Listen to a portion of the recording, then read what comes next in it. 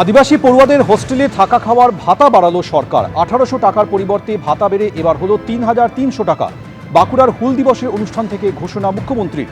জয় জোহার প্রকল্পে বয়স্ক আদিবাসী মহিলাদেরও ভাতা বৃদ্ধি হয়েছে। মাসে 1000 টাকার পরিবর্তে এবার ভাতা মিলবে 1500 টাকা।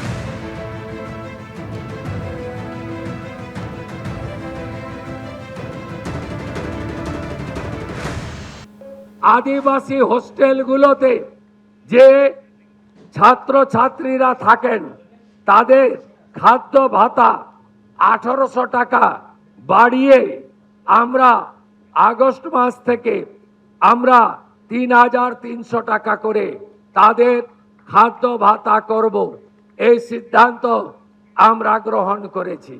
এই আপনাদের যে ভাতা রয়েছে জয় জোহার, তাতে অতিরিক্ত আরো 500 টাকা করে আপাতত আমরা বৃদ্ধি করেছি। পরবর্তীকালে এ বিষয়ে আরো আমরা উদ্যোগ গ্রহণ